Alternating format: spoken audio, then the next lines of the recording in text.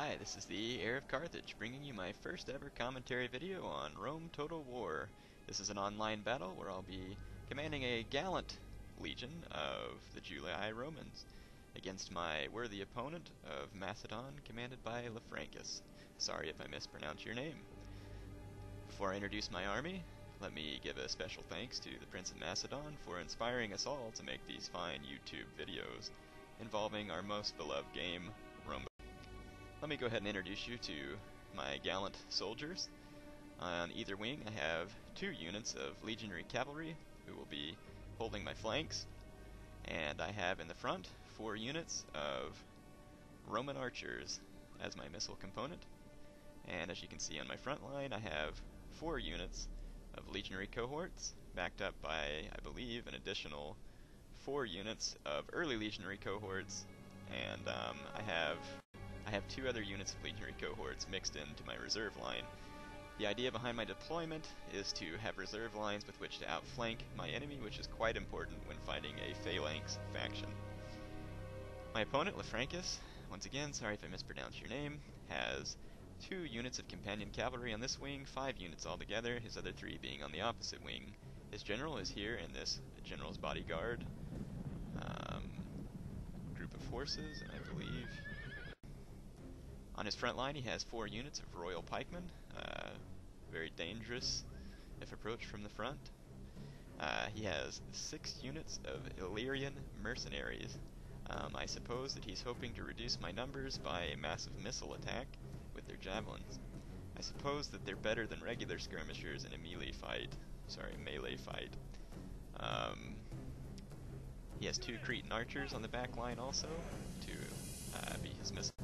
So, the engagement's beginning. I'm going to move my archers forward and attempt to mass archer fire against his Cretans and take them out of the battle altogether. Of course, since the Cretans have the longer range, I'm going to move my archers quite a ways forward, and so I'm going to support them with 4 units of my legionary cohorts that made up the front of my line. My cavalry will also stand ready to assist if needed. In fact, I much hope that my opponent makes a charge into my archers, as that he will suffer a cavalry loss unless he retreats quickly. My opponent's forming into a wedge, and that pretty much indicated that he's coming in for the strike here.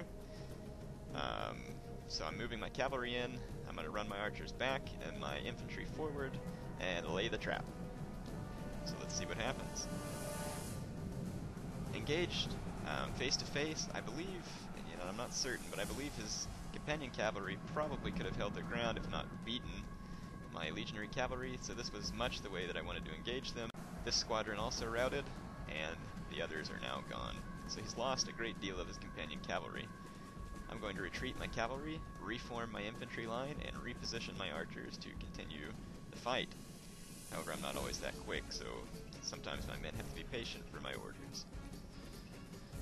You can see my general's moving towards the front because this time I have selected to make a front line with all of my legionary cohorts. He's moving his cavalry all to one side with those who regrouped. My opponent is reforming his infantry line and bringing his Illyrians, I guess, behind them. I'm going to send my early legionaries to the flank, which was their intended purpose. 1, if I lost the cavalry fight, to defend my line, or 2, if my cavalry survived, then I was going to use them to flank my enemy. My archers are moving to safety behind the line, where later on, due to my negligence, they will be slaughtered. So, my opponent is making some aggressive moves with his cavalry. Well, I suppose it's not that aggressive, but he's massing them together in an attempt to try and beat my cavalry, which are still split on the wings.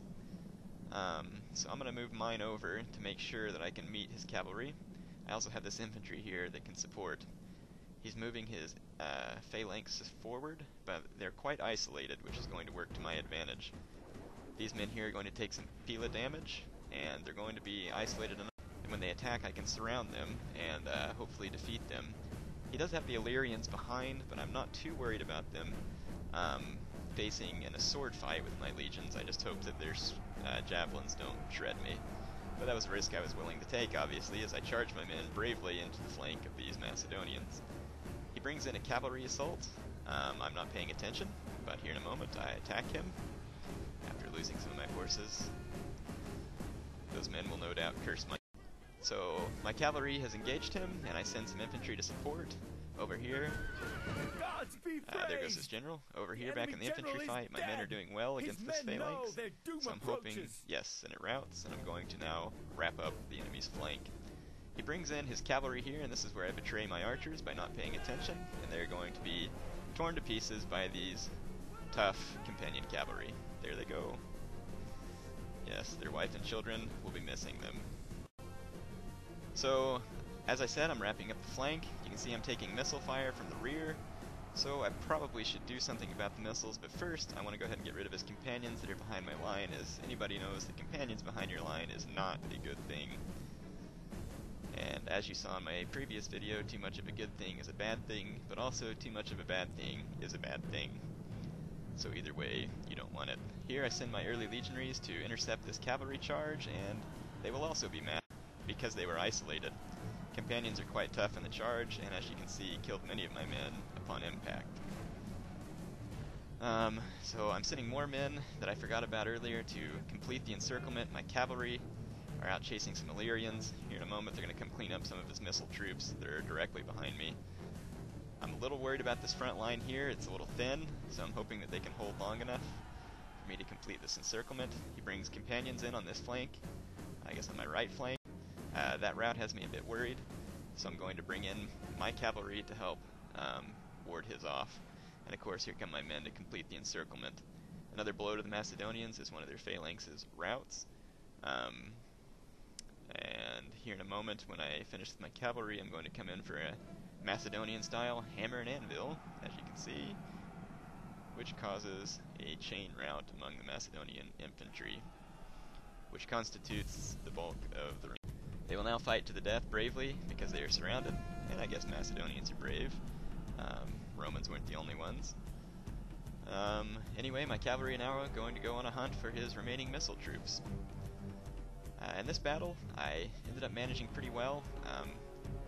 My opponent was disarrayed when he came in for the attack, and make no mistake, I'm not trying to trash talk my opponent, as that is not what I wish to do.